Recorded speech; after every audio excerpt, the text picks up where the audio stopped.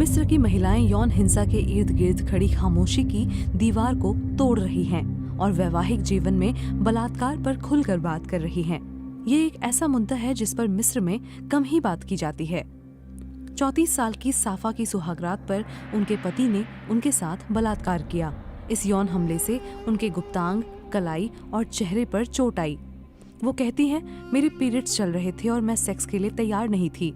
मेरे पति को लगा कि मैं उनके साथ रिश्ता बनाने से बच रही हूँ। उन्होंने मुझे मारा, मेरे हाथ बांध दिए, मेरा मुंह दबाया और बलात्कार किया।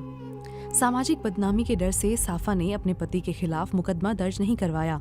मिस्र का समाज पितृसत्तात्मक और यहाँ पीड़ित महिलाओं पर ही आरोप मढ़ने की संस्कृति है।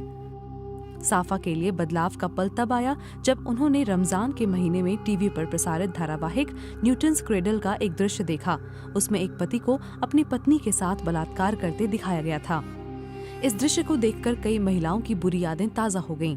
इसने उन्हें इस बारे में खुलकर सोशल मीडिया पर बात करने और अपने अनुभव साझा करने का मौका भी दिया। कुछ सप्ताह के भीतर ही सैकड़ों महिलाओं ने सोशल मीडिया पर अपने साथ हुए अत्याचार के बारे में लिखा। फेसबुक पर स्पीक अप के नाम से बनाए गए एक पेज पर 700 से अधिक महिलाओं ने अपनी बात रखी। इनमें 27 साल की सना भी थी। वो मेरे लिए किसी फरिश्ते की तरह थे। शादी के 1 साल के बाद मैं गर्भवती हो गई और मेरी डिलीवरी होने वाली थी। सना लिखती हैं, एक मामूली बात पर हमारे बीच लड़ाई हुई और उन्होंने तय किया कि वो मुझे सजा देंगे। उसने मेरे साथ जबरदस्ती की और बलात्कार किया। मेरा गर्भ गिर गया।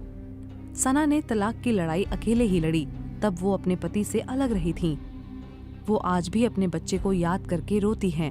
मिस्र के कई इलाकों में पत्नी से जबरदस्ती सेक्स करना, खास तौर पर सुहागरात के दिन, एक प्रचलित सामाजिक बुराई है।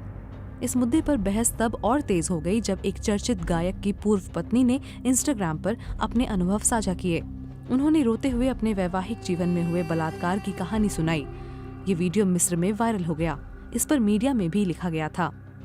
पति ने इसके जवाब में इंस्टाग्राम पर ही एक वीडियो पोस्ट करके सभी आरोपों को आधारहीन बताते हुए खारिज कर दिया। उनकी पत्नी ने इसे अपराध घोषित किए जाने के लिए कानूनी बदलाव की मांग की है। मिस्र की सरकारी संस्था नेशनल काउंसिल फॉर वुमेन के मुताबिक वैवाहिक जीवन में बलात्कार, जबरदस्ती सेक्स किए जाने और यौन उत्पीड़न के सालाना औसतन 6500 मामले सामने आते हैं।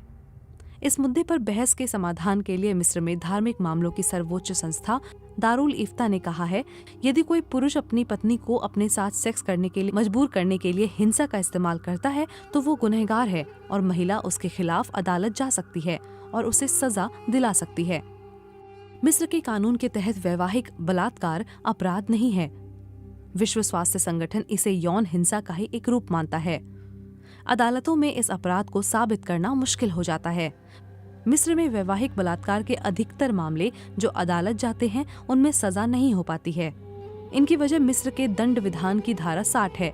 इसके मुताबिक दंड संहिता उन मामलों में लागू नहीं होगी जो अच्छी नीयत से किए गए और शरिया कानून के तहत सही हैं। मिस्र में बदलाव आमतौर पर बहुत धीमे धीमे आता है। यहाँ अभी भी परंपराएं और रूढ़िवादी मूल्य हावी हैं, लेकिन वैवाहिक बलात्कार की पीड़ित महिलाओं ने आवाज उठानी शुरू कर दी है।